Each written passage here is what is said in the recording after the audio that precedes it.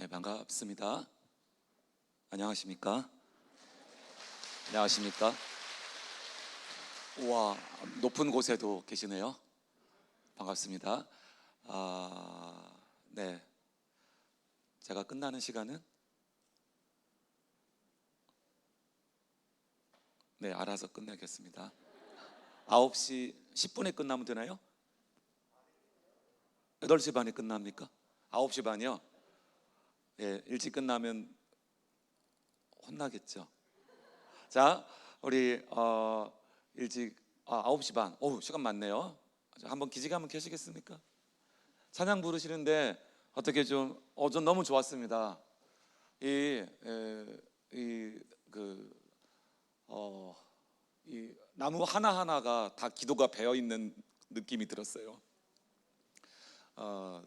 이 나무 저 천정에 바닥에 나무 하나하나에 정말 사랑과 눈물과 주님의 은혜가 깃들어 있다. 그렇게 하나님이 이 공간을 또 채워주신다. 그런 마음이 들었습니다. 그리고 하나님께서 여러분들을, 우리 성도교회 성도님들을 얼마나 사랑하시는지 그런 마음이 많이 들었어요. 왜 그랬을까요? 굉장히 찬양 시간에 저한테 굉장히 감동이 많이 있었습니다.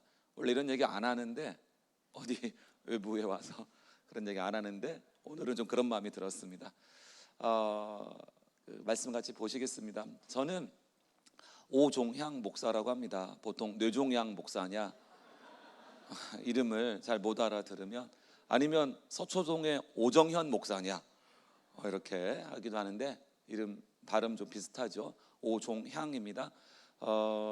저는 잊으셔도 되고 저는 모르셔도 되는데, 오늘 말씀 같이 보시면 오늘 제목을 좀 굉장히 크게 잡았습니다. 도시교회의 복음사역 전도, 이를 어찌할까요? 그냥 가볍게 하시면 좋겠습니다. 저는 도시에서 교회 개척을 했습니다. 12년 전에 서울에서 교회를 시작했습니다. 분립개척이 아니었습니다. 개척팀이 없었습니다. 아내랑 저랑 둘이 교회를 시작했습니다. 저는 한국에서는 목회자로 산 적이 없습니다. 제가 전에 이제 회사 생활을 몇 년 하다가 경영학 공부를 했습니다. 그래서 이제 외국에 가서 경영학 공부를 하다가 신학교를 갔습니다. 뉴욕에서 이제 팀 켈러 목사님이 목회하시는 교회에 출석을 하고 몇 년 있다가 굉장히 큰 은혜를 받았는데, 여하간 그때 신학교를 갔습니다. 그래서 한국에서는 아는 사람이 많지 않았죠. 그런데 제 마음에 하나님 주신 소원은 한국에서 정말 전도를 하고 싶다, 그런 마음을 주셨습니다. 비신자 전도하는 교회를 하고 싶다. 그리고 교회는 당연히 잃어버린 양을 찾아 구원하는 것이 교회의 사명이다. 괜찮으십니까? 자, 여기까지 들으셨으면 주변 옆에 분과 함께 오늘 어떤 은혜를 받으면 좋겠다 하면 잠깐 말씀 나누시겠습니까? 오늘 난 뭘 기대하고 있다, 이 시간. 뭐 아무 생각 없으세요? 그래도 뭔가 하나 얘기해 주세요. 뭔가 오늘 나 이런 마음으로 왔어, 지금 나 이런 기대가 있어, 빨리 끝났으면 좋겠어, 이런 분 있어요? 빨리 집에 가서 뭐 TV 뭐 보셔야 됩니까? 어쨌든 간에, 아니면 정말 뜨거운 마음으로 오셨다, 어쨌든 뭐 나누셨습니까? 안 나누셨어요? 나눴어요? 어린이들도 있고 어른들도 있고 너무 좋습니다.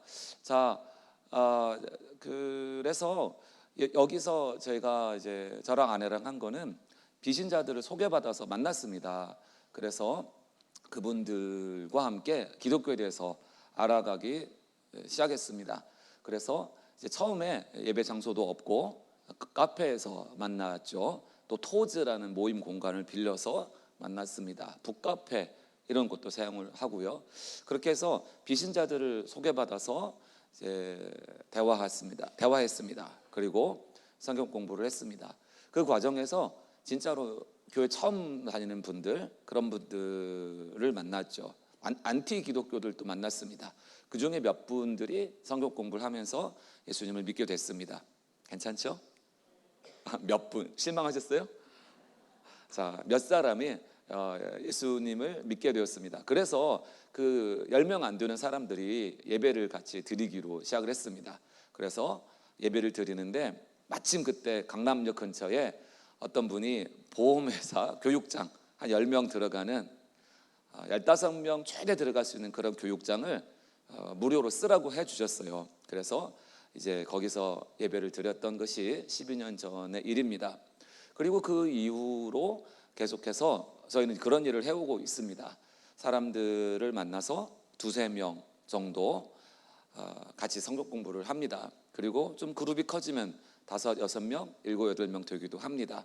저희 교회에서는 그거를 복음 밴드라고 부릅니다.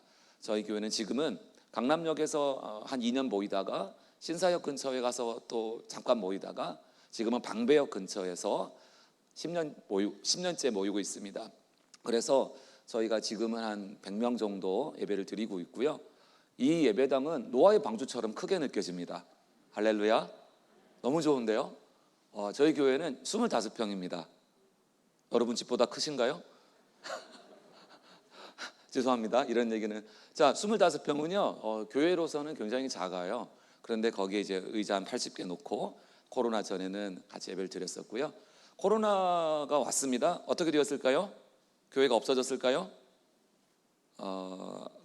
굉장히 오랫동안 우리가 온라인으로 모였습니다. 교회는 없어지지 않았고요. 성도들 중에 대형교회로 우리가 파송을 했습니다. 할렐루야 교회, 온누리 교회, 남서울 교회 좀 파송을 좀 했습니다. 파송하고 싶었던 거 아니고 가고 싶다고 하셔서. 가고 싶다고 하시면 어떻게 될까요? 우리는 잘 보내야 되죠. 맞죠? 우리가 자녀들이 커서 시집 가고 장가 갈 때 우리보다 부잣집에 가면 잘 보냅니까? 안 보냅니까? 잘 보내줘야죠. 그러니까 이제 큰 교회 간다고 하면 잘 보내주고 그렇게 합니다. 그런데 어쨌든 그 와중에서도 저희들한테는 계속 새로운 신자들이 왔습니다. 그래서 올해도 새로 등록하신 분들, 예배 오신 분들은 처음 믿는 분들, 교회가 처음인 분들, 그런 분들이세요. 그리고 최근에도 저희는 이제 이런 두세 명, 또 네다섯 명, 7, 8명 이런 성경 공부를 계속 하고 있습니다. 코로나 기간 동안 성경 공부를 하는 사람이 한 30% 더 늘었습니다. 줌으로 다 전환했습니다. 거의 다 90% 이상을 줌 모임으로 전환했습니다. 처음에 좀 힘들죠. 저도 처음 해봤으니까요. 그리고 늘 회사에서 줌을 하는 분들은 피곤하다고 하시고, 이 줌을 안 해본 분들은 너무 생소하다고 하시고, 학교에서 줌을 하는 학생들은 줌하면서 딴짓하는 게 습관이 돼 있습니다. 그래서 이게 줌이 어려워요. 대신에 우리가 좀 여러 가지 노력을 한 끝에 여하간 줌을 통해서 소그룹도 하고 또 우리가 복음밴드라고 부르는 성경 공부도 하고 있습니다. 줌 모임이 코로나 기간 동안 한 30% 늘었어요. 줌 모임 숫자 자체가, 복음밴드라는 모임 자체 수가, 그리고 이제 참여하는 인원도 30% 정도 늘었습니다. 그리고 그런 과정에서 우리들이 이제 발견하게 된 것이 있습니다. 그것은 무엇이냐면 줌이라든지 코로나라든지 그것이 우리를 굉장히 위축시키지 않습니까? 지금 다 마스크 쓰고 계시죠? 저만 안 쓰고 있네요. 저도 2월 말에 걸렸습니다. 어떻게 했을까요? 온 가족이 대놓고 서로 막 같이 이렇게 마스크 벗고 살았어요. 온 가족이 한꺼번에 다 걸렸습니다. 효과적으로 일주일을 보냈습니다. 다 같이 아팠던 거죠. 그런데 이렇게 아프는 과정 필요합니까? 안 필요합니까? 어쩌면 필요합니다. 그렇죠. 그런데 그 과정 속에서 우리가 주님의 은혜를 배우는 게 너무 중요한 것 같아요. 그래서 오늘 본문을 쭉 보실 텐데 주님께서는 이 도시 가운데서 여전히 구원하실 영혼들을 부르고 계시다. 그렇게 다 동의하시죠? 믿으시죠? 또 소원하시죠? 기도하고 계신 것 같습니다. 아멘.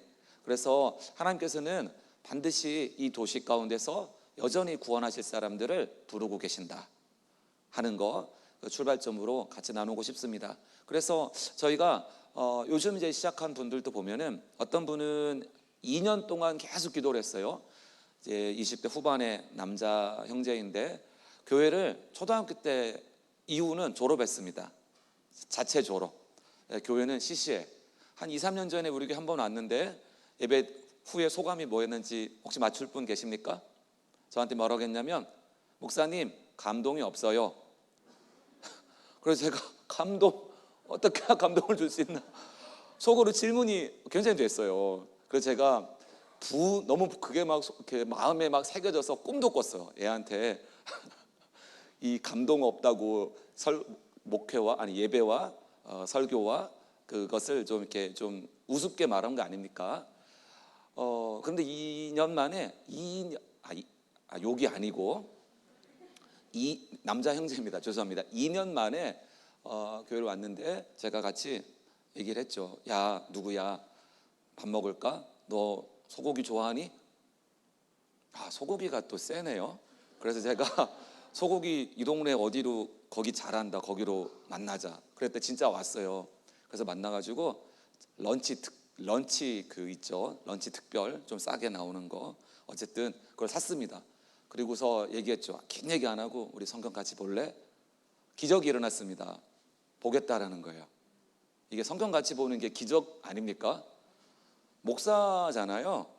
꼰대처럼 보이지 않습니까? 목사라고 하면 또 자기 아버지 뻘인데 좀 싫죠.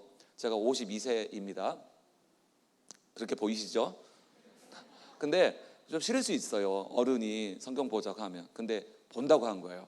그래서 이번 주일 저녁에 밤 9시에 성경을 둘이 봤습니다. 성경 공부를 한 거예요. 또 어떤 분은 제가 한 4, 5년 기도한 분이 있습니다. 거기는 우리 성도의 딸인데 30살이에요. 이렇게 이런 얘기 다 해도 되나? 해도 됩니까? 이거 유튜브에 나갑니까? 어쨌든 뭐 비밀스러운 건 없을 텐데 어쨌든 계속 소원한 거죠. 몇 년 전에 한번 봤어요. 그런데 그 뒤로 볼 일이 없었습니다. 그런데 우리 마음에는 성경을 보면 좋겠다. 예수님을 믿으면 좋겠다. 예수님을 알면 좋겠다. 그런 소원이 있는 거죠. 저도 있고 성도님도 있습니다. 그런데 그 분과 이번 주 화요일 저녁에 성경 공부 모임을 시작했습니다. 몇 년을 기다렸습니까? 한 3년? 4년 기다렸어요. 근데 그 과정에서 사실 이게 뭐랄까, 이게 아이들을 학원에 넣을 수는 있지만 공부를 시킬 수 있습니까? 이게 그런 거죠. 그죠? 이게 아이들뿐만 아니라 어른도 내 싫으면 안 하는 거 아닙니까? 아무리 좋다 해도, 아무리 해야 되는 줄 알아도 내가 가기 싫으면 못 가는 거잖아요. 아무리 좋은 것도 내가 내키지 않으면 못 하는 거죠. 그런 면에서 우리가 이제 기다린다는 것, 마음이 열릴 때까지 우리가 품는다는 것, 그런 부분에 있어서 생각을 하게 됩니다. 자, 이 말씀을 왜 쭉 길게 드리냐면 결국 하나님께서는 우리들에게 이런 이 굉장히 어려운 어떤 과정들 속에서 우리에게 가르쳐 주실 것이 있다. 괜찮으신가요? 어려움이 있어요. 코로나도 어렵고 또 경기도 어렵고 기독교의 사람이 관심도 없고 여러 가지로 어려움들이 있죠. 그런데 그 어려움 가운데서 중요한 건 하나님께서 우리에게 주시려는 은혜가 꼭 있다 없다? 있다는 겁니다. 그 은혜를 우리가 발견하고 그 은혜를 캐치하는 것이 중요하다라는 것입니다. 그것을 우리가 어떻게 부릅니까? 세상에서는 성장이라고 부릅니다. 성장한다. 단지 버텼다, 단지 견뎠다가 아니라 그 어려움 속에서 우리가 무엇을 배웠나, 우리가 무엇을 깨달았나, 어떤 면에서 발전했나. 사회적으로는 성장이라는 욕구를 강하게 갖고 있죠. 모든 사람이 성장하기를 원하죠. 성경에서는 그것을 하나님의 은혜로 우리가 변화된다라고 표현합니다. 괜찮으세요? 자, 여기까지 질문 있으십니까? 질문 없으시고요? 예. 자, 여기까지 한번 옆에 두 분과 한번 얘기 한번 하시겠어요? 둘씩. 지금까지 뭐가 제일 와닿았다? 지금까지 뭐가 제일 좋았다? 뭐가 포인트인 것 같다? 하셨어요?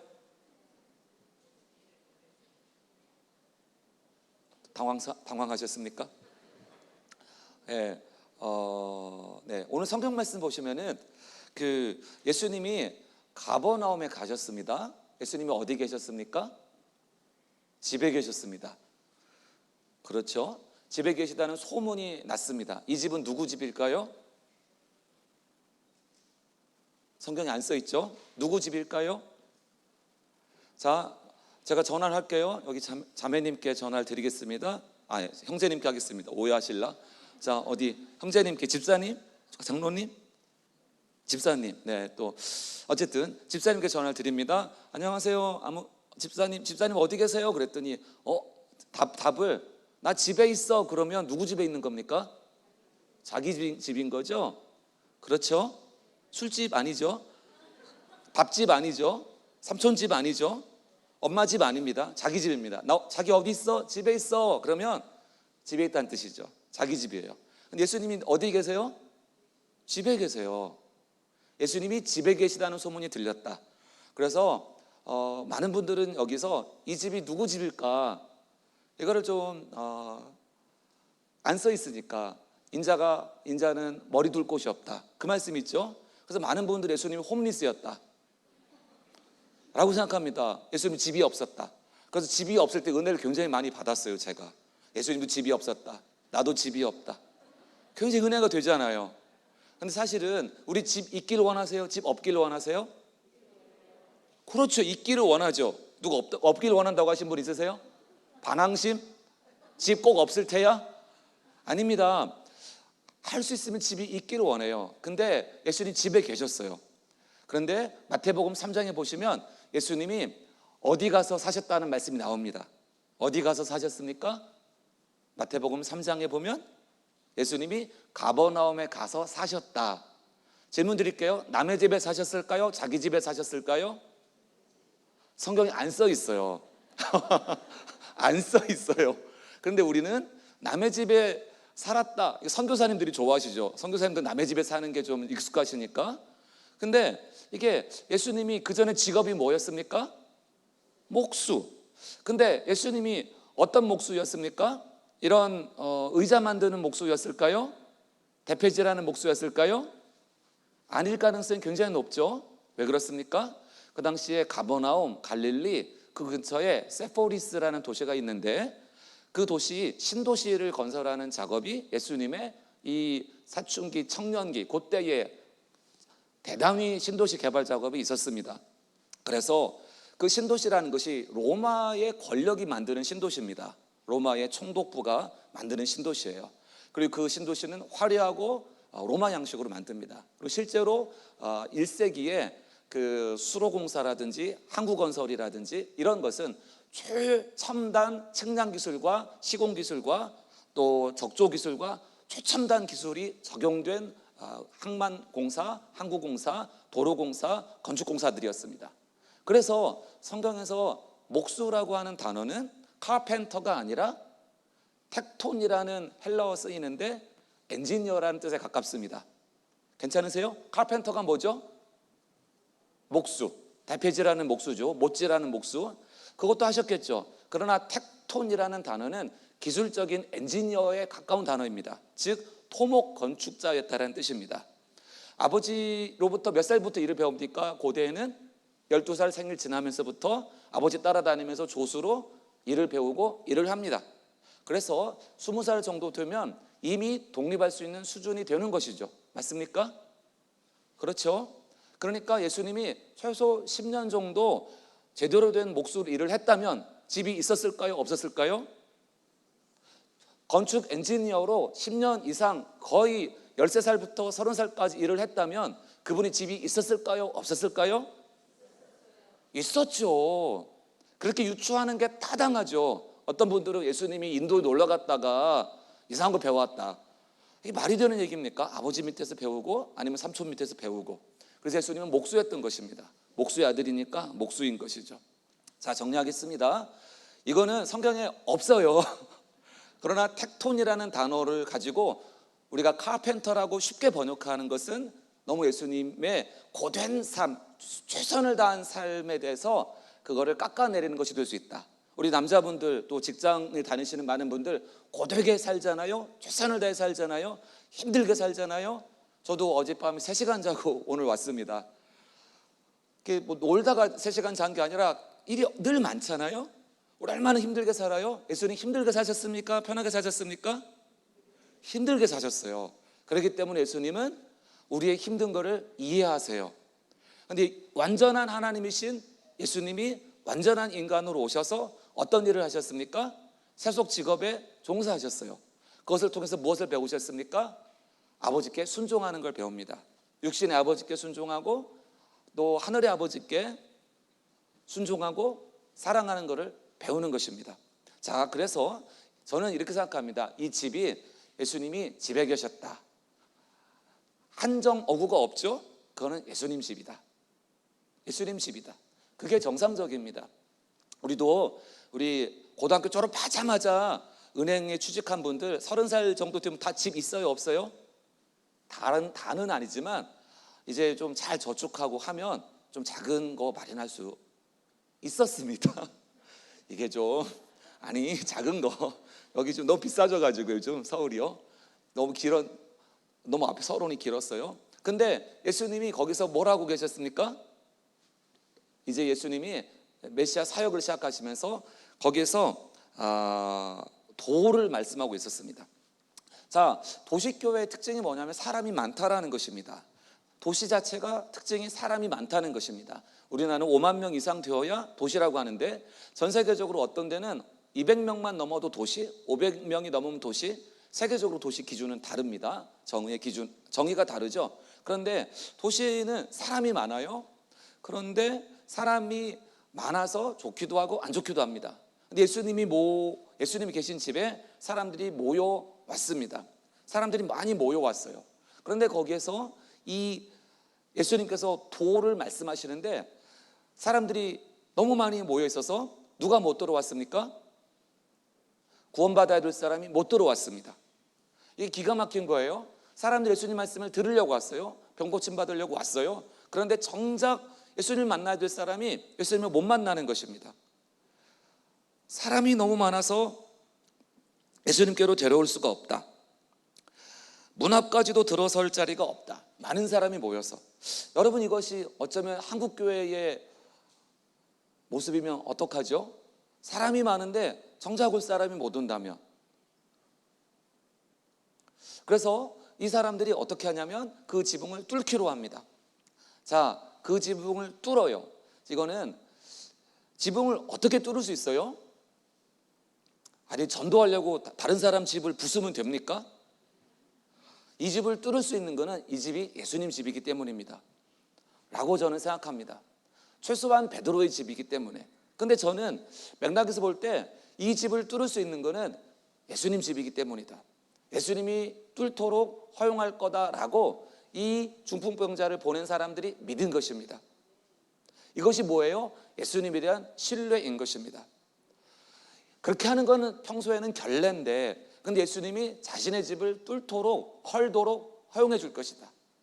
그 정도로 이 사람 구원해 주실 예수님이시다. 여러분, 우리가 예수님께서 이 사람을 치료해 준 겁니까? 이 사람의 믿음이 이 사람을 낫게 한 겁니까? 약간 헷갈리셔야 정상입니다.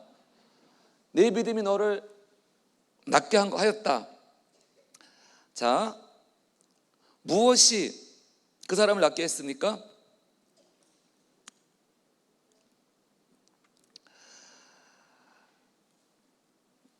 믿음을 보시고 라고 했죠. 그런데 그 사람이 믿음을 보시고 이 사람이 나았는데 실제로 이 사람이 치유된 것은 왜 나은 것입니까? 예수님이 치료해 주셨기 때문입니다. 믿음은 거기까지 가는 거였어요. 예수님 앞에까지 가는 것. 예수님이 집을 뚫어도 예수님이 허용해 주실 거다라는 믿음입니다. 여러분, 그런 믿음 있으십니까? 내가 아빠한테 이런 얘기해도 집에서 쫓겨나지 않을 거야. 그 믿음 있으신가요? 이 정도 얘기해도 이혼 안 당할까요? 그 믿음 있으신가요? 이 정도 얘기해도 아들이 나를 따를 거야. 그 믿음 있으신가요? 다 있으시죠? 이게 굉장히 큰 믿음 아닙니까? 그렇죠. 저희 이제 요즘 교회 옮기는 것 때문에 우리 성도들이랑 논의하고 있는데 어떤 분이 이게 절차가 잘못됐다고, 절차가 다르다고 단독방에 막 올렸어요. 근데 분위기가 어떻게 됐을까요? 네, 또 다른 분이 올렸어요. 이렇게 이의를 제기할 수 있는 교회가 너무 은혜스럽다고. 이제 저도 이제 뭔가 이걸 놓쳤구나, 그런 걸 이제 발견하는 게 오늘 아침에 있었습니다. 그래서 밥 먹다가 아주 취할 뻔했어요. 이제 그럴 때 약간 좀 우리가 어떻게 되죠?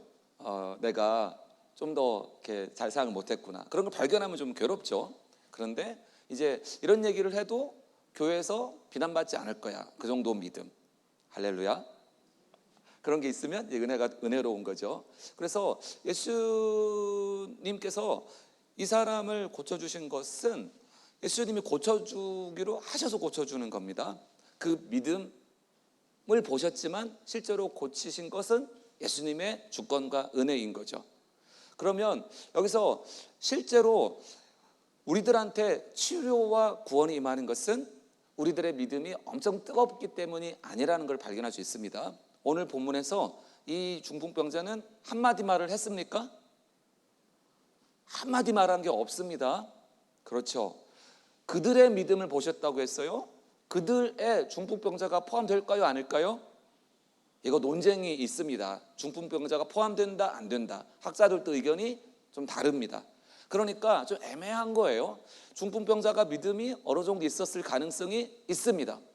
어떻게 알 수 있어요? 예수님이 일어나라 했을 때 이 사람이 일어났습니까, 안 일어났습니까? 일어났다라는 거예요.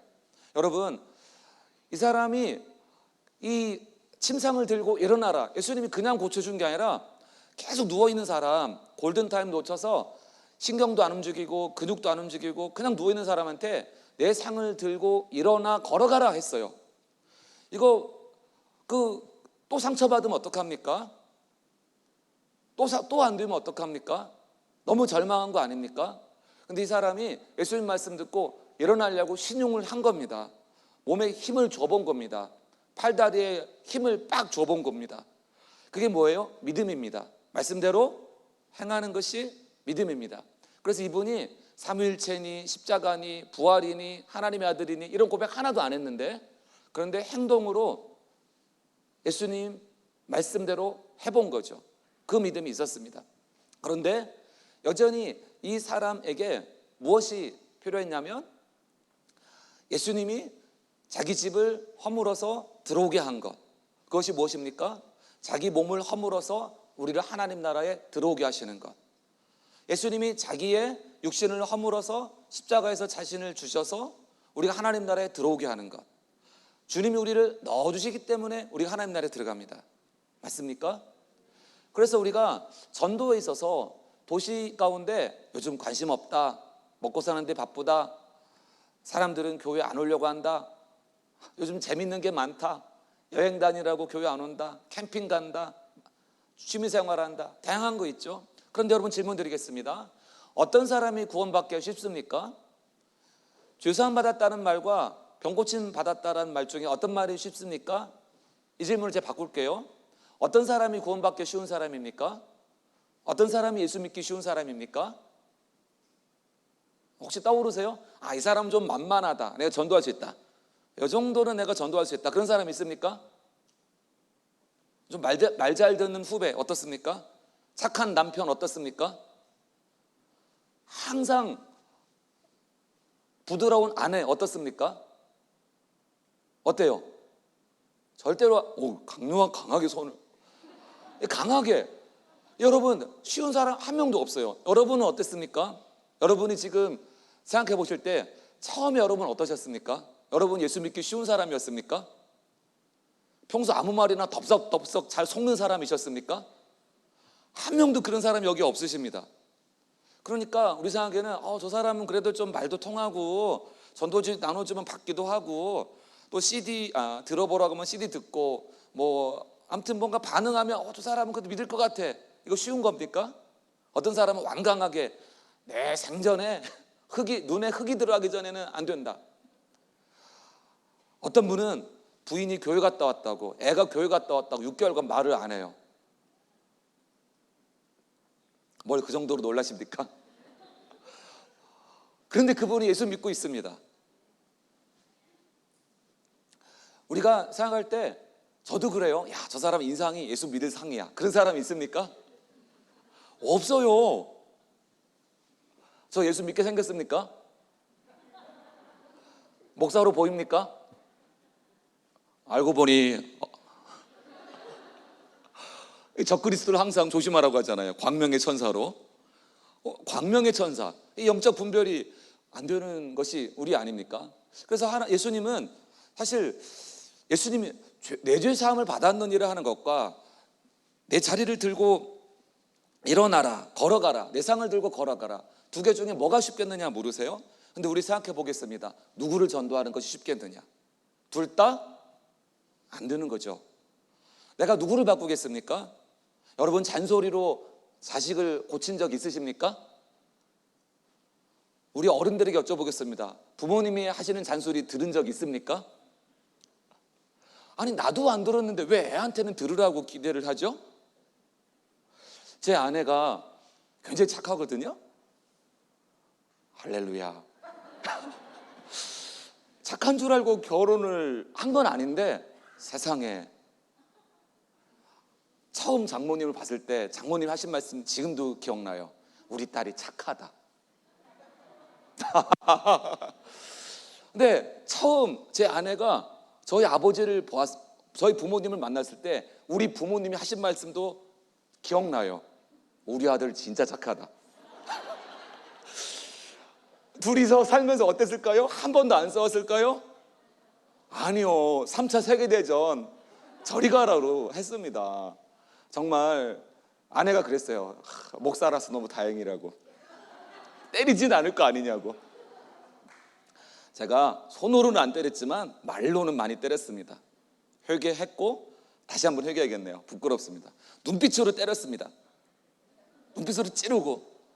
뭔지 아시죠? 눈빛으로 막 눈을 칼로 쓰는 거죠. 도끼로 쓰고 눈을.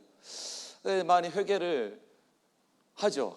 회개 많이 했는데 아직도 회개할 것이 있어요. 요점은 어떻게 도시에서 현대사회에서 전도가 되겠느냐?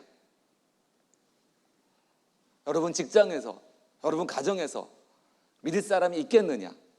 무엇이 더 쉽겠느냐? 여러분이 불자가 되는 것이 쉽습니까? 그분들이 신자가 되는 것이 쉽습니까? 뭐가 더 쉬워요? 여러분이 불자가 되는 것이 더 쉬워 보이죠?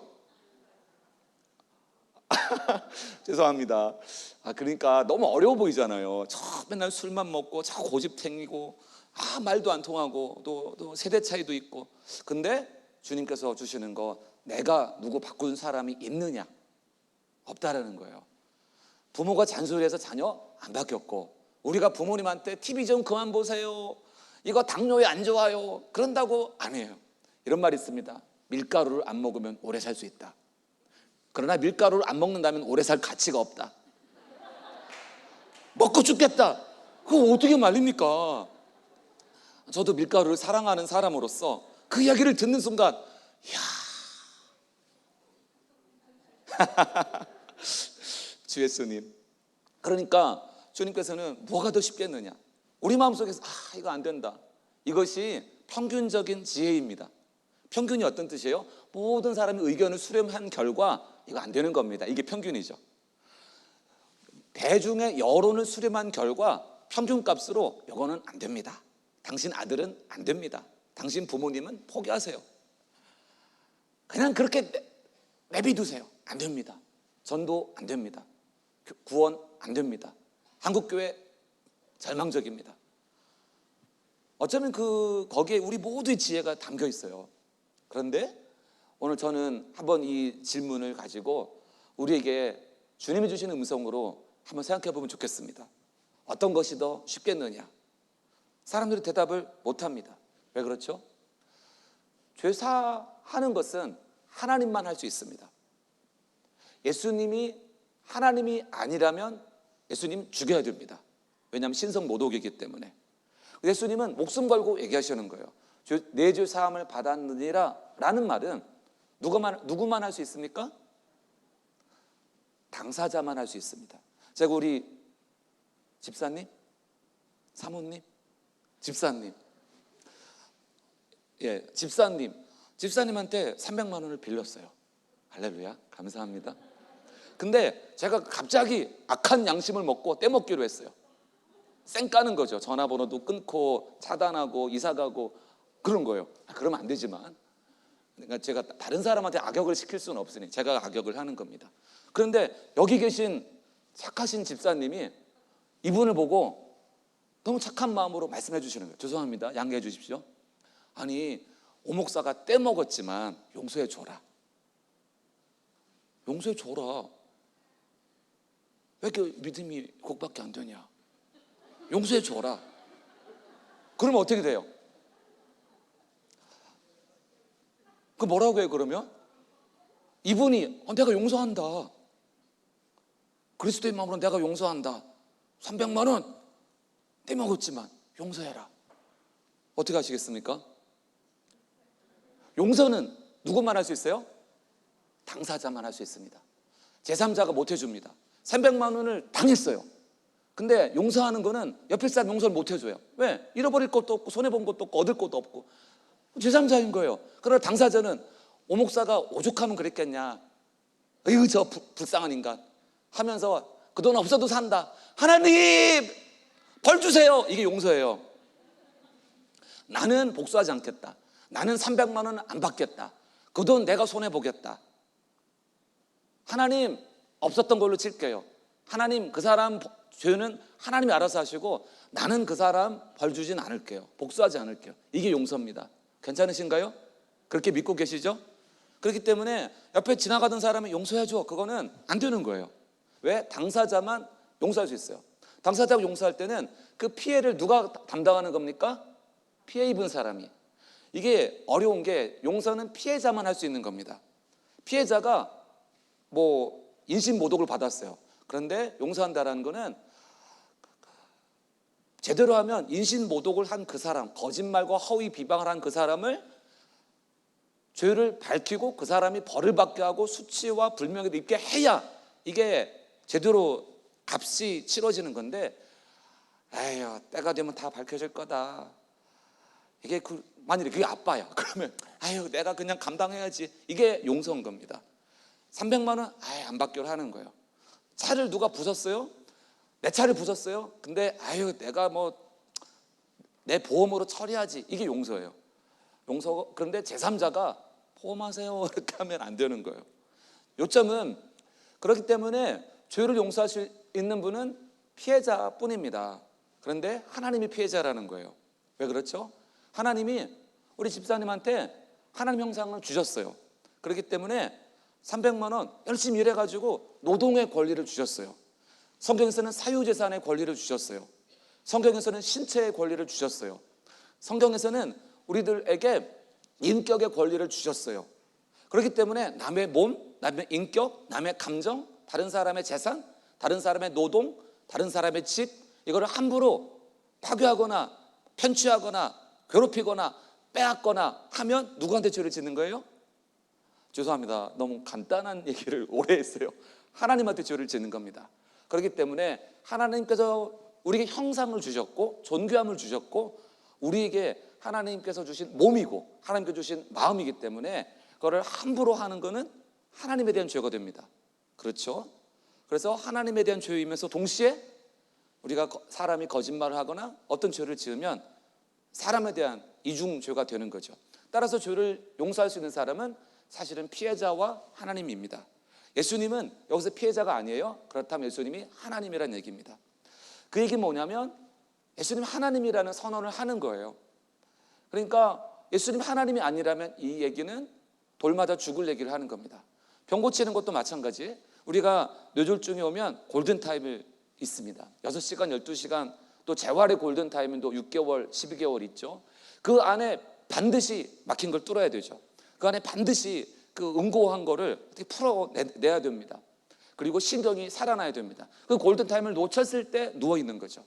다 끝났습니다. 고칠 수 있습니까? 안 되죠. 우리는 그런 생각을 너무 많이 해요. 주께서 사랑하시는 여러분, 우리가 이 도시 가운데에서 무엇이 더 쉽느냐. 그런데 이 본문은 예수님이 하나님이시다. 예수님이 하나님이시다. 그것에 초점을 맞추게 해줍니다. 여러분, 그래서 이 도시에서 전도 안 됩니다 라고 많이 생각합니다. 그런데 여전히 하나님은 구원받을 사람을 찾고 계십니다. 아멘. 여러분, 이 사람을 돌본 친구들이 있었습니다. 제가 정리하면서 갈게요. 첫 번째, 예수님이 자기 집을 허셨어요. 여러분, 그런 면에서 자기 집을 헐었기 때문에 그 사람이 와서 구원받을 수 있었습니다. 우리가 헐 것은 무엇입니까? 도시에서 특별히 많은 분들이 들어갈 데가 없습니다. 이 도시의 특성이에요. 새로운 분들이 낄 데가 없습니다. 새로 이사 온 분들이 도시에 와가지고 원룸에 살고 투룸에 살고 오피스텔 살고 전세로 살고 월세로 사는데 지방에서 올라온 분들 낄 데가 없습니다. 외롭습니다. 사람들은 많은데 들어갈 데가 없습니다. 이 중풍병자처럼. 그래서 그 사람들이 들어올 자리를 만드는 게 교회 역할입니다. 보통 교회가, 저희 교회도 한 12년 되니까 제 마음속에 내가 나가서 교회 개척을 해야겠다 이런 생각이 듭니다. 왜냐하면 교회가 15년 이상 되면은 그 안에 자연스럽게 너무 좋은 공동체성이 생깁니다.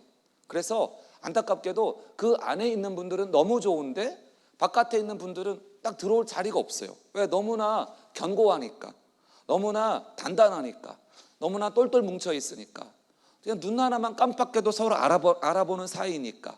그래서 새로운 연령 그룹, 새로운 나이, 새로운 어떤 직업 그룹, 새로 이사 온 그룹, 새로운 여러 배경 그룹들이 들어오지 못합니다.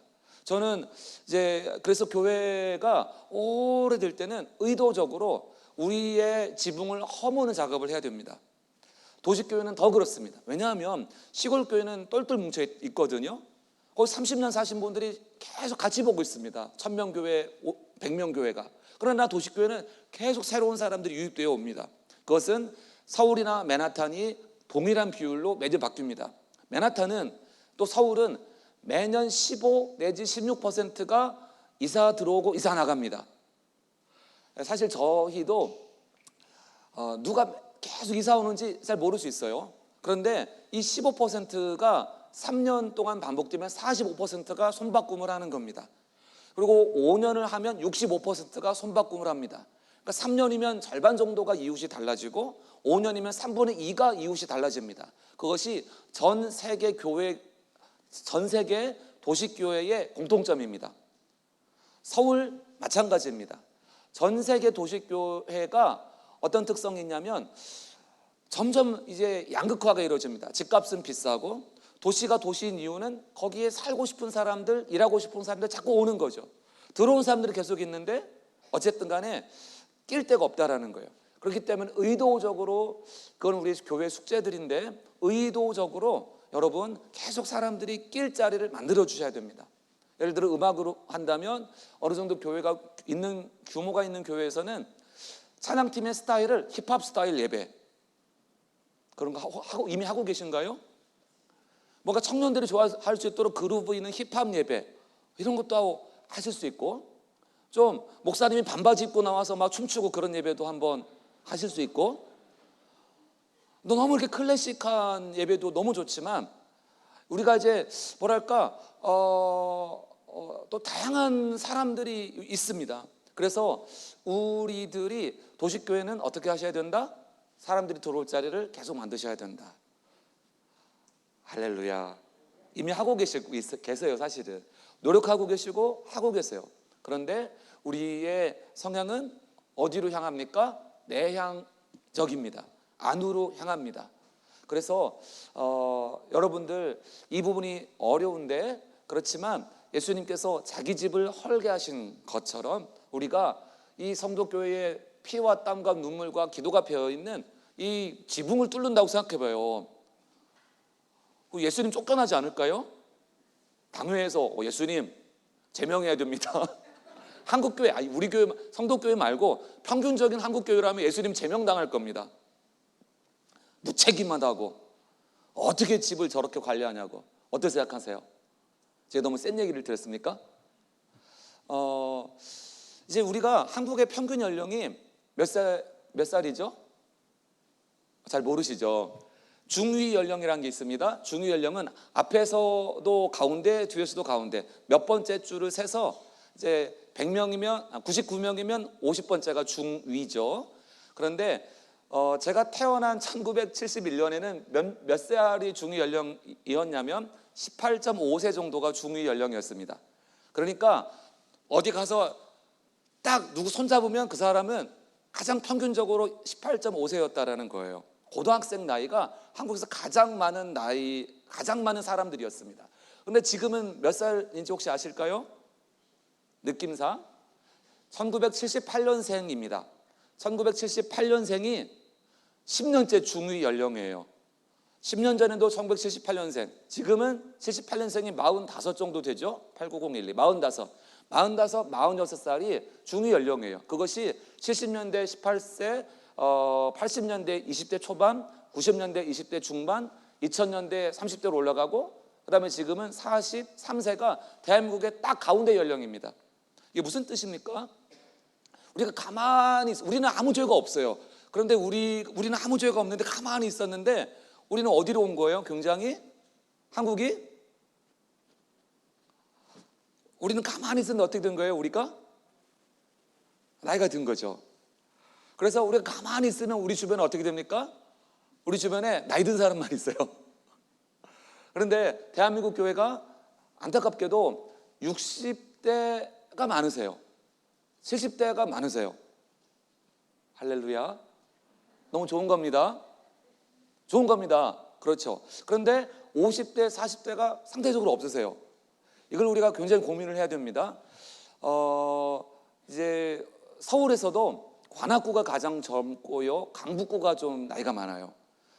우리나라에서 가장 젊은 도시는 세종시입니다. 거기는 중위 연령이 30대로 내려가요. 그리고 저기 경북 어디 의령 이런 데는 경남인가요? 의령시라든지 이런 곳은 60대로 중위 연령이 올라갑니다. 확 차이가 나는 거죠. 요는 이런 것입니다. 우리가 의도적으로 내 주변에 편안한 사람들, 아닌 사람들을 생각하는 것입니다. 여러분 결혼한 그룹들이 많으신가요? 우리나라 1인 세대가 굉장히 늘었죠. 그럼 교회를 결혼한 그룹 중심으로 교회를 전에는 많이 모였어요. 가족 중심으로, 부부 중심으로. 그러면 40대의 싱글인 분들이 들어올 자리가 있습니까? 없습니까? 있죠. 근데 못 들어와요. 있는데 못 들어와요. 우리는 들어오라고 하는데 그분들은 못 들어와요. 왜? 좀 어색한 거예요. 지금 대한민국의 40대 남자의 몇 %가 결혼 안 한지 아시죠? 10% 정도가 결혼 안 했습니다. 더 되나요? 굉장히 결혼을 안 했어요. 40대. 교회에 따라서 40대 남자 중에 10%가 싱글이다. 그러면 그 교회는 그 도시의 미혼 40대 남자들을 잘 전도하는 교회라고 할 수 있습니다. 대한민국 부부 중에 몇 %가 자녀가 없습니까? 난임 부부가 7쌍 중에 1쌍 정도죠. 그렇다면 교회가 전에는 가족 중심, 자녀 중심으로 했어요. 필요합니다. 자녀 회복, 가정 회복 필요합니다. 그런데 7분의 1은 난임이에요. 자녀가 안 생겨요. 그렇다면 교회가 그런 분들을 생각하고 그분들이 들어올 자리를 만든다면 교회 구성원의 7분의 1 정도는 자녀가 없다면 우리가 도시를 잘 사랑하고 있는 것이 됩니다. 괜찮으신가요? 우리가 나도 모르게 어떤 면에서는 우리가 익숙한 쪽으로 움직이고 있다라는 거죠. 그래서 이제 이 분들이 40대에 결혼을 안 한 남자와 여자들, 혹은 30대, 40대에 결혼했지만 자녀가 없는 분들. 예를 들어 또 다른 분들이 있어요. 이 도시에 처음 온 분들, 뿌리가 없는 분들, 이 지역에 잠깐 머무는 분들, 이게 어려운 것입니다. 그래서 도시교회는 사실 우리가 특수하게 선교적 공동체로 거듭나야 되는데요, 혹은 그렇게 계속 살아가야 됩니다. 이미 그렇게 살고 계신다고 생각합니다. 선교적 공동체라는 것은 이 사람들이 1년 있다 가고 3년 있다 가고 그거를 기뻐하는 것이 선교적 공동체의 모습이 될 수 있습니다. 왜 그렇죠? 받고 보내는 거예요. 괜찮으세요? 이분들이 5년, 10년, 20년, 30년 신앙생활하면 너무 좋아요. 그런데 어떤 분들은 1년짜리, 2년짜리, 3년짜리, 5년짜리 그 정도 단기 체류하면서 갑니다. 그런데 그 분들도 사랑해서 계속 복음을 전하시는 거죠. 자, 그래서 우리가 허무는 겁니다. 지붕을 여는 것. 내가 열어야 할 지붕은 무엇입니까? 못 들어오는 사람들이 들어올 수 있는 그 지붕은 무엇입니까?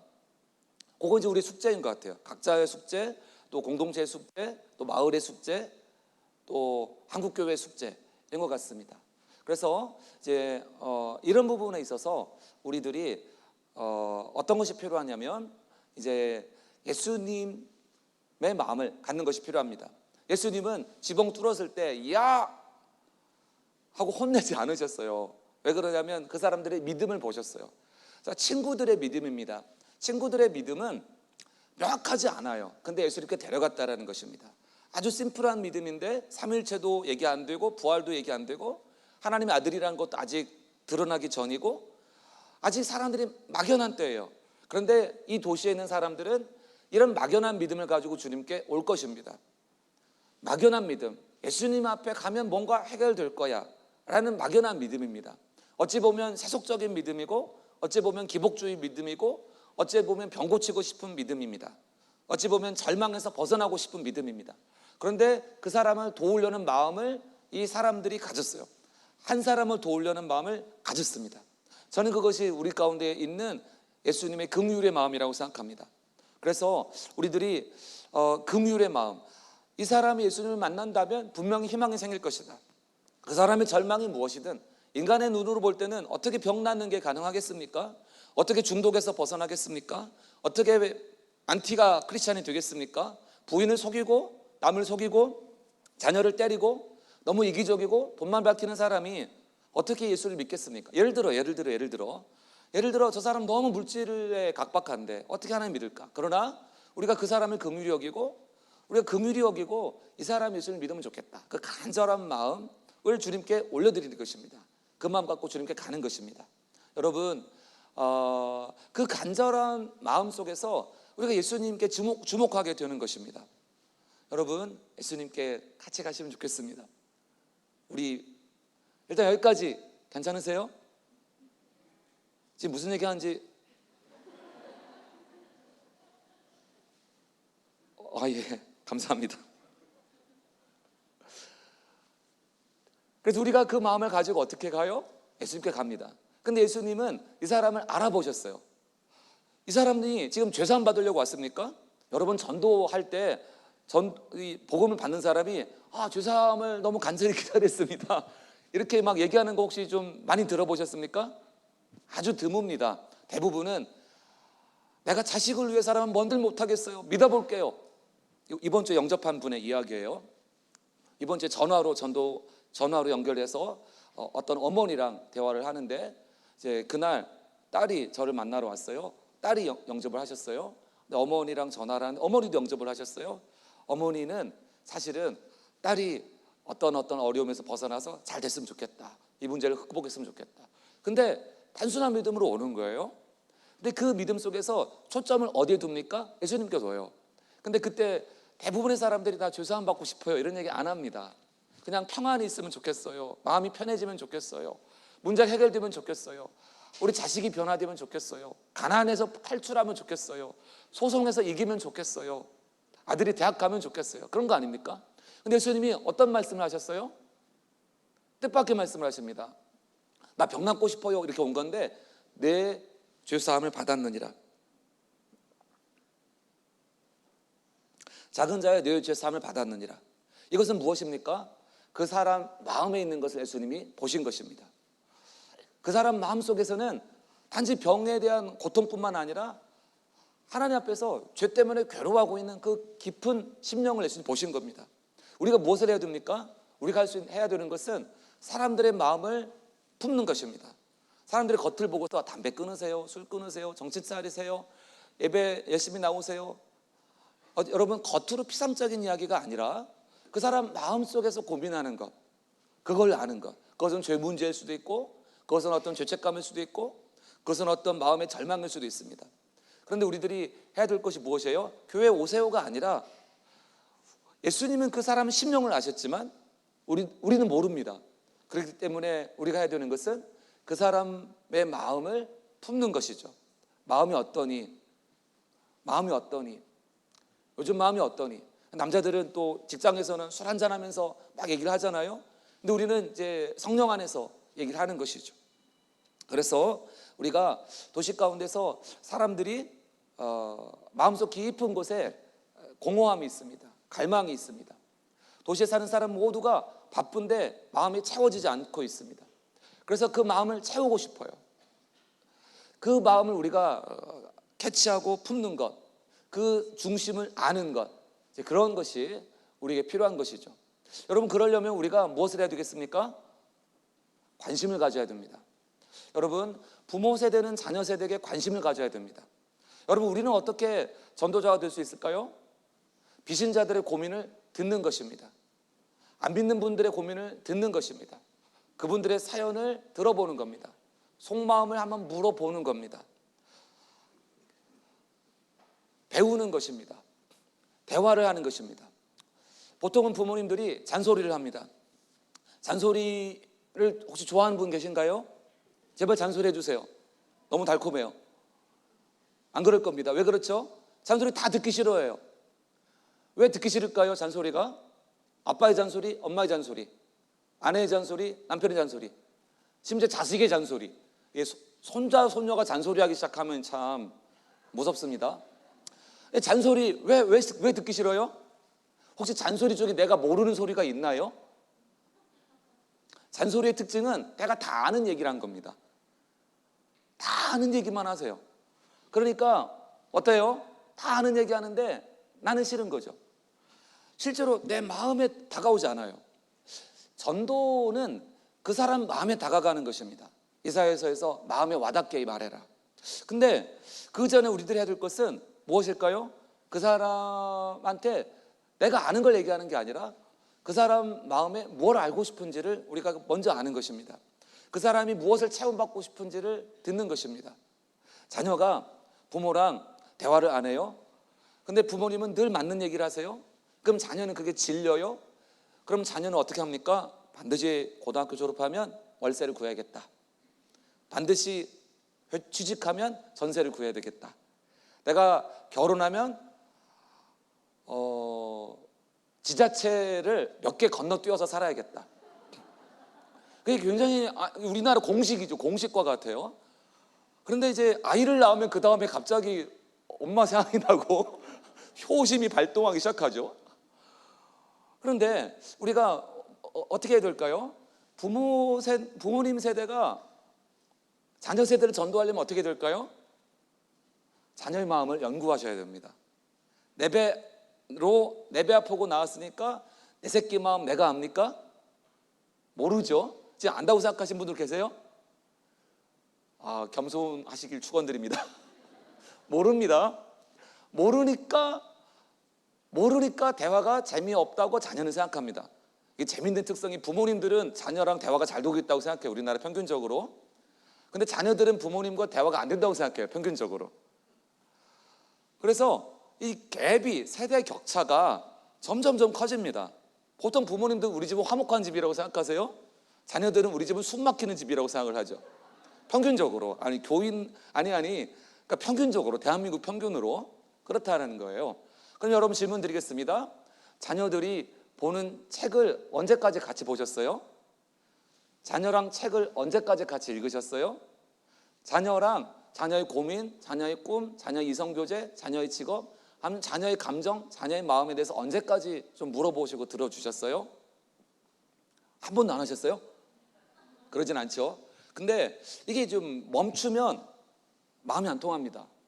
그러면 교회 와라 그러면 마음 더 안 통하겠는데 이런 생각이 들죠. 직장에서도 마찬가지입니다. 직장에서 결국 우리가 전도자가 된다는 거는 그 사람 마음을 좀 품어야 돼요. 후배가 고민하는 것, 제자가 고민하는 것, 상사가 고민하는 것. 왜 저걸 고민할까? 왜 저기 에너지를 사용할까? 왜 저 책이 재밌을까? 왜 저 드라마를 볼까? 우영우를 막 사람들이 봐요. 우영우를 막 얘기해요. 크리스찬은 어떻게 되겠습니까? 전도하고 싶어요. 어떻게 해야 되죠? 우영우 보지 마. 성경 봐. 성경. 이러면 안 되죠. 지금 어느 때니 단어도 외워라. 그러지 않고 같이 보는 거예요. 같이 보고 얘기해보자. 자녀라면 얘기를 하고. 여러분, 자녀가 보는 책을 같이 보는 게 필요합니다. 그럼 그리고 그 다음에 같이 얘기를 하는 거예요. 자녀가 보는 드라마를 나는 솔로? 그걸 안 보셨어요? 아무튼 자녀들이 보는 드라마를 같이 보고 얘기를 하는 거예요. 그거 좋았다. 뭐가 어땠다. 이건 이상했다. 자녀들이 아니메를 보고 있나요? 아니메를 같이 보세요. 자녀들이 게임을 하고 있는데 게임을 같이 해보세요. 그리고 판단을 하고 같이 얘기를 하는 거예요. 대화를 하는 거예요. 그게 뭡니까? 배워가는 겁니다. 지금 분위기 굉장히 급격히 안 좋아지고 있는 느낌이 듭니다. 그러지 않아도 살기 힘든데 자녀들 입장에서 어때야 돼요? 엄마는 왜 저걸 자꾸 볼까? 그걸 보세요. 왜 조선일보 자꾸 보시나? 보세요. 여러분도 조선일보 한번 보세요. 아니 왜 뭐 쇼핑 왜 홈쇼핑 자꾸 보시나? 여러분도 같이 보세요. 앉아가지고 막 보는 거예요. 이게 뭐예요? 이게 십자가에 우리가 죽는 겁니다. 나는 관심 없는데 부모님 관심 있어요. 그런 거 있잖아요. 솔직히 뭔가 있잖아요. 남편 아내 사이도 나는 죽어도 재미없는데 막 영국 축구 막 보잖아요, 남편들이. 그럴 때 아내들이 이게 십자가다 하면서 막 영국 축구 막 보는 거예요. 죄 짓는 것도 아니잖아요. 왜 그래 하면서 쓸데없는 거 갖고 드라마 질질 짜네. 그럴 때 아니 오죽하면 질질 짜겠어요. 그걸 같이 보는 거예요. 여보, 난 당신의 정신세계를 이해하고 싶어. 이것이 나의 십자가야 하면서 막 보는 거죠. 그럼 어떻게 돼요? 전도가 됩니다. 여보, 밥 차려. 아니 이번 보너스는 왜 안 가져와? 뭐 이런 얘기하면 전도가 될까 안 될까요? 요즘 애들은 버릇이 없어. 싹싹하게 해야지. 알아서 잘 딱 뭐예요? 깔끔하게 센스 있게 알잘 딱깔센? 뭐 그런 말이 있더라고요. 이게 얼마나 폭력적인 언어입니까? 요즘 애들. 그래가지고 어떻게 후배나 동생들을 전도하겠어요? 어떻게 해야 되죠? 전도하려면 그 마음을 이해해야 돼요. 저 사람 왜 저러지? 무슨 고민이 있지? 할렐루야. 예수님은 얼마나 그러시는지 딱 보고 아시는 거예요. 중심을 보시고 이 사람 죄 때문에 고민하고 있구나. 그렇게 내 주사함을 받았느니라. 어떤 사람은 계속 죄를 짓고 싶어요. 그러니까 그 38년도 병자한테는 더 심한 것이 생기지 않게 다시는 죄를 범하지 말라. 이 사람 다시 죄를 범할 생각을 했다는 얘기입니까? 안 했다는 얘기입니까? 했다는 얘기죠. 할렐루야. 예수님은 사람 마음을 아시기 때문에 이 사람을 보시고 적절한 질문을 하셨어요. 그래서 우리가 도시에서 너무 우리가 이질적인 사람들을 만나기 때문에 대화가 안 통하잖아요.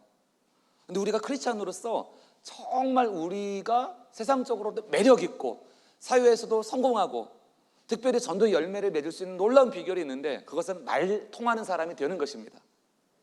말 걸어주는 사람이 되는 것입니다. 내가 말 걸어주고 물어봐주고 들어주고 이해할 수 있는 그 능력을 키우는 것입니다. 예수님은 성령 충만함으로 그걸 하셨어요. 예수님은 신성을 사용하지 않고 완전한 인성 안에서 성령을 물 붓듯이 받아서 하나님의 능력을 행하셨어요. 우리도 성령 충만이 필요합니다. 성령 충만의 결과는 뭐예요? 남을 이해하려는 마음. 저 사람이 무슨 고민하는 거야? 우리 상사가 완전 꼰대에 찌질이에 성질 막 확 내고 이런 사이코가 없다. 완 소시오패스다 우리 사장님. 그러면 화가 나죠. 내 인생의 재난은 우리 사장님이다. 근데 관점을 바꿔보면 이 사람은 왜 이렇게 화를 낼까? 너무 속상한 거예요. 이 사람이 이렇게 찌질할까? 마음속이 공허한 거예요.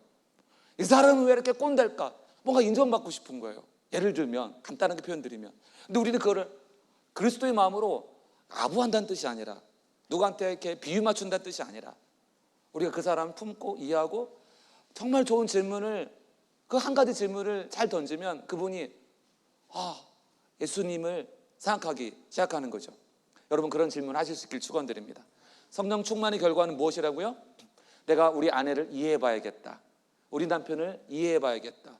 저 말도 안 되는 시어머니 내가 이렇게 뭐 얼른 돌아가시라고 기도할 수도 없고 막 그런 거 있잖아요. 안 그러세요? 못된 생각 안 해보셨어요? 아니 제가 했다는 뜻이 아니라 오해하실라. 근데 우리가 그럴 때에 하나님께서 그런 사람을 나한테 주실 때는 여러분이 그걸 통해서 하나님의 마음을 생각하게 하시는 겁니다. 하나님 보실 때도 내가 얼마나 못됐어요? 내가 얼마나 말 안 통하는 사람이에요? 내가 얼마나 찌질한 사람이에요? 여러분 안 그러신가요? 저는 제가 중풍병자라고 너무 느껴요. 아무것도 못해요. 내 속에 중풍병이 있어요. 영적 중풍병이 있어요. 내가 나를 못 고쳐요. 내가 나를 못 살려요. 내 안에 꼰대가 있고 내 안에 아주 못된 분노가 있고 내 안에 아주 죄의 잠재력이 무궁무진합니다. 할렐루야. 그러니까 하나님이 나를 아시고 이해하시는 게 너무 감사한 거죠. 성령 충만은 어디로 가는 거예요? 이해하려고 가는 겁니다. 이해해야겠다. 내 자녀를 이해해 봐야겠다. 이 버릇없는 것들 효도는 안 하고. 세상에 효도한 자녀가 어디 있습니까? 제 아내에게 얘기합니다. 이 세상에 말 잘 듣는 아이는 한 명도 없다. 말 듣는 게 비정상이다. 죄인인데 6개월부터 말 안 듣잖아요. 이유식 먹을 때 고분고분 먹은 아이가 있습니까? 뭐 배밀이 할 때 고분고분 엄마 말 들은 아이가 있습니까? 한 명도 없거든요. 근데 우리는 아이가 말 듣기를 원해요. 이 세상에 효도하는 자녀가 있습니까? 물론 우리 부모님은 저를 그렇다고 착각하세요. 그러나 우리가 예수 안에서 정말 내가 부모님을 이해하려고 사랑하려고 하는 거죠. 그런데 그것이 우리의 전도가 되는 것입니다. 예수님은 사람마다 적절하게 질문하셨어요. 치유하실 때 보면 다 멘트가 다릅니다. 예수님 멘트의 왕자세요. 아무튼 이 멘트력이 뛰어나세요. 귀신 들린 사람한테, 문둥병자한테, 또 중풍병자한테, 세리에게, 창녀에게, 바리새인에게 질문이 다 다르잖아요. 그 질문을 다 다른 질문을 가지고 그 사람의 반응을 이끌어내잖아요. 예수님을 생각하게 하잖아요. 믿음으로 나오게 하잖아요. 지금은 안 믿어도 나중에 믿게 하잖아요. 그게 뭐예요? 성령의 능력입니다. 근데 우리는 어떻게 해야 돼요? 그거를 도시에서 엄청나게 수지 맞은 겁니다. 왜? 시골에 있으면 다 질문이 똑같아요. 밥 먹었슈? 뭐 고구마 농사 잘 돼요? 질문이 다 똑같아요. 안 그래요? 차도 다 똑같잖아요. 다 소나타. 다 소나타고 다니시고 차도 똑같아요. 근데 도시는 어때요? 허름했는데 알고 보니 빌딩 주인이고, BMW 타고 왔는데 알고 보니 월세 살고. 헷갈리잖아요. 이게 봐가지고 똑똑해 보이는데 사기꾼이고, 좀 멍청해 보이는데 서울대 나왔고. 이게 헷갈려요. 너무 다양해. 분명히 아줌마 같은데 싱글이고, 싱글 같은데 막 애가 둘 있고. 헷갈리는 거예요. 그래서 뭐 다 사장님이고, 사장님 그럼 다 막 이렇게. 나이를 봐도 얼굴 봐가지고는 또 몰라요. 이 사람 분명히 50대 백수 같은데 알고 보니까 뭐 교수님이고, 막 정신이 없어요. 이게 뭐 도시가 이런 거죠. 그래서 되게 비슷한 줄 알았는데 알고 보니까 취미가 다 달라요. 아니 같은 취미가 없어요. 뭐 자전거 타는 사람, 뭐 골프 치는 사람, 또 아무튼 뭐 영화 만드는 사람, 드론 날리는 사람, 돈 세는 게 취미인 사람, 취미가 다 다르죠. 그러니까 이게 도시는 어때요? 여러분 수지 맞은 겁니다. 무슨 수지 맞았어요? 나랑 도무지 안 통할 사람들 매일 수십, 수백, 수천 명을 스쳐 지나가니까 이것은 정말 강력한 성령 충만을 구할 절호의 찬스입니다. 그 중에 여러분과 마음이 맞고 대화가 맞아서 성령이 이 질문을 해봐라, 이거를 얘기해봐라, 이런 감동을 가지고서 그 사람을 알아봐야겠다. 이 눈에 밟히는 이 직장인 후배, 내가 얘를 위해서 기도하면서 이 인간을 한번 연구를 해봐야겠다. 요 MZ 연구를 해봐야겠다. 이게 뭐예요? 성령 충만으로 가는 방법입니다. 그것이 뭘 예방합니다? 어른들에게는 치매를 엄청 예방하리라고 믿습니다. 안 그래요? TV 끊어주시길 축원드립니다. TV는 굉장히 안 좋아요. 동맥경화 옵니다. 허리에 우리 몸에 근손실이 많이 일어납니다. 누워서 소파에서 침대에서 TV를 오래 보시면 생각을 합니까? 안 합니까? 생각 안 하고 TV 보죠. 운동합니까? 걷는 시간이 줄어들죠. 자꾸 앉아있죠. 누워있죠. 근력 손실이 굉장히 많아집니다. 근력 손실이 많아지면 낙상을 하게 됩니다. 낙상을 했을 때 뭐가 옵니까? 뇌졸중이나 외상이 입습니다. 이게 고관절이 대퇴보가 나갑니다. TV는요 이런 거예요. 재밌게, TV는 재밌는데 빨리 가고 싶으시면 TV를 많이 보시고, 천천히 가고 싶으시면 TV를 끊으시는 겁니다. TV를 끊으면 자동적으로 누워있을 일이 없어요. 앉아있을 일이 없어요. 그러니까 뭘 하게 돼요? 방황하게 되죠. 이 금단현상에 빠지게 됩니다. 할렐루야. 막 미칠 것 같아요. TV 안 보면. 애들 게임기 뺐으면, 게임기 없으면, 핸드폰 없으면 막 애들 아무것도 못하는 그런 애들 있잖아요. 어른들요 TV 집에서 몰아내시길 축원드립니다. 성령 충만하셔야 되면 뭐가 필요해야 돼요? 생각하셔야 됩니다. 우리 며느리는 무슨 마음일까? 성령님, 우리 며느리 마음 이해하게 해주세요. 며느리의 그 싸가지 없는 거 내가 깊이 이해할 수 있게 도와주세요. 왜? 예수님이 이 며느리를 위해서도 집을 허무셨으니까. 예수님 이 며느리를 위해서도 자신을 허무셨으니까. 맞아요? 별로 아멘이 약하시네. 혹은 시어머니라도. 그래서 우리가 어떻게 해야 되겠어요?